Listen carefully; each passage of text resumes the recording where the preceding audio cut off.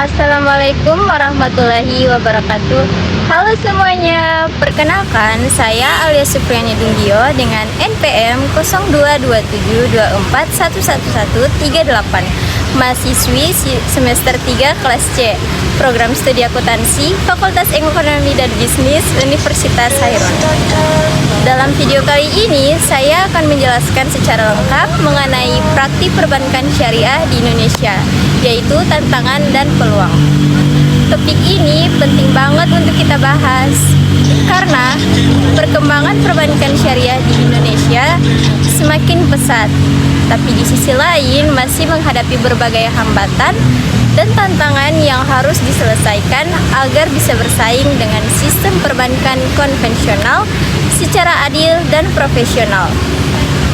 Nah, perbankan syariah di Indonesia merupakan salah satu sektor keuangan yang tumbuh paling cepat dalam beberapa tahun terakhir.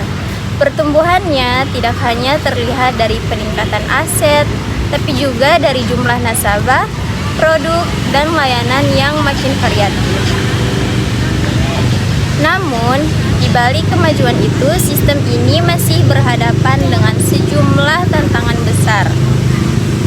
Mulai dari pemahaman masyarakat yang masih rendah, regulasi yang belum sepenuhnya optimal, hingga keterbatasan inovasi produk dan teknologi digital. Nah, supaya kita lebih memahami hal ini secara menyeluruh, mari kita bahas satu persatu mulai dari sejarah perkembangan perbankan syariah di Indonesia. Perjalanan perbankan syariah di Indonesia dimulai dengan berdirinya Bank Muamalat Indonesia atau BMI pada tahun 1992. Bank ini menjadi tonggak awal hadirnya lembaga keuangan berbasis syariah di tanah air. Namun, perkembangan pesat baru mulai terasa setelah lahirnya Undang-Undang Nomor 21 Tahun 2008 tentang Perkembangan Syariah. UU ini memberikan dasar hukum yang kuat bagi industri perbankan syariah untuk tumbuh sejajar dengan bank konvensional. Kemudian, pada tahun 2021, pemerintah melakukan langkah strategis dengan menggabungkan 3 bank syariah BUMN dengan menjadi Bank Syariah Indonesia atau BSI. Penggabungan ini menandai babak baru bagi keuangan syariah nasional karena menjadikan BSI sebagai salah satu bank terbesar di Asia Tenggara yang berbasis prinsip Islam. Nah, setelah tahu sejarahnya, mari kita bahas prinsip dasar yang menjadi fondasi utama sistem perbankan syariah. Sama seperti teori keuangan syariah yang telah kita pelajari, prinsip utama perbankan syariah mencakup 3 hal penting, yaitu larangan riba atau bunga, larangan gharar atau ketidakjelasan atau spekulasi berlebihan, dan larangan maisir atau perjudian atau keuntungan tanpa usaha. Selain itu, bank syariah menekankan prinsip keadilan, transparansi, dan keberkahan. Artinya, setiap transaksi harus dilakukan secara terbuka dan tidak boleh menzalimi salah satu pihak. Prinsip-prinsip ini bukan hanya menuntun cara kerja lembaga keuangan, tapi juga membentuk perilaku etis bagi para pelakunya agar sistem ekonomi berjalan seimbang dan membawa manfaat bagi seluruh masyarakat. Setelah memahami dasar ini, mari kita masuk ke pembahasan yang lebih spesifik, yaitu tantangan-tantangan nyata yang dihadapi perbankan syariah di Indonesia.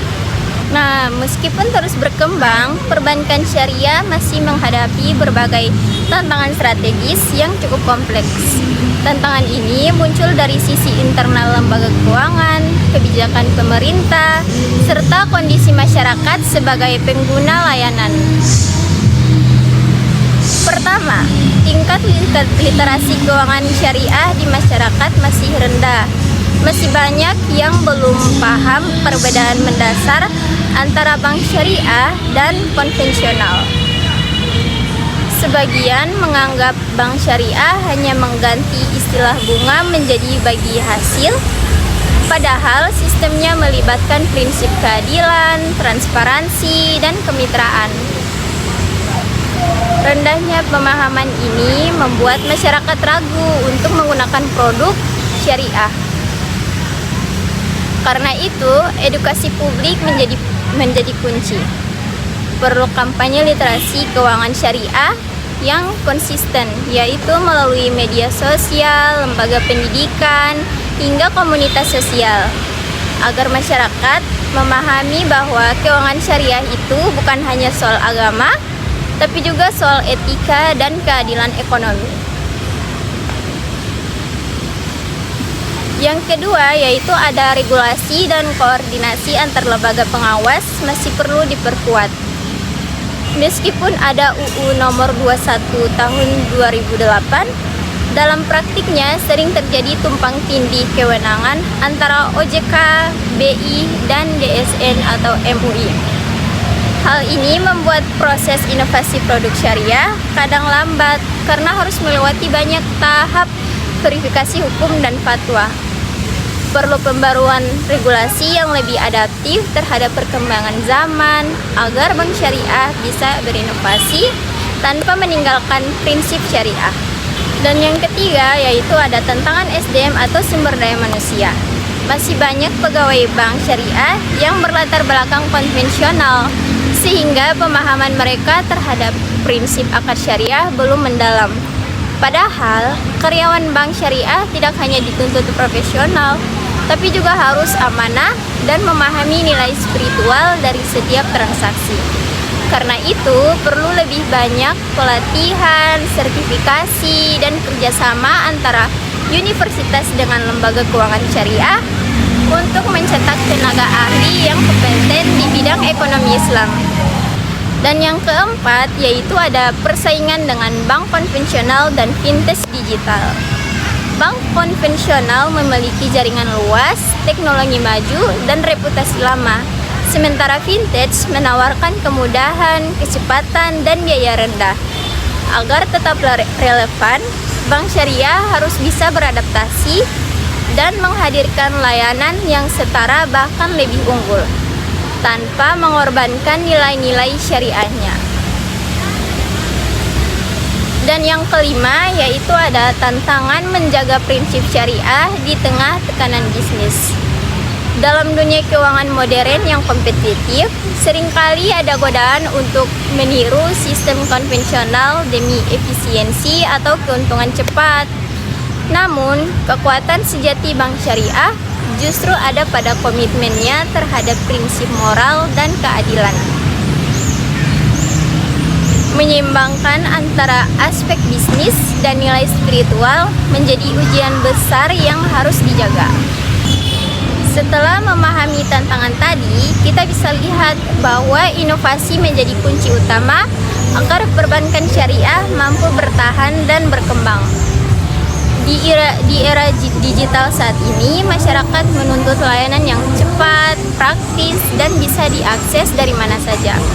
Karena itu, bank syariah perlu terus berinovasi dalam menciptakan produk dan layanan digital. Contohnya, seperti aplikasi BSI Mobile, Muamalat DIN, atau Bank Mega Syariah Online yang menyediakan berbagai fitur mulai dari transaksi, investasi, hingga pembayaran zakat dan sedekah secara digital. Selain itu, perkembangan fintech syariah juga menjadi solusi baru dalam menyalurkan pembiayaan berbasis akad yang halal. Misalnya, platform peer-to-peer lending syariah yang membantu pelaku UMKM mendapatkan modal tanpa riba. Ke depan, bank syariah juga bisa memanfaatkan teknologi blockchain untuk menciptakan sistem keuangan yang lebih transparan dan aman. Teknologi ini memungkinkan kontrak berbasis syariah tercatat otomatis dalam bentuk smart contract, sehingga mengurangi potensi pelanggaran prinsip syariah.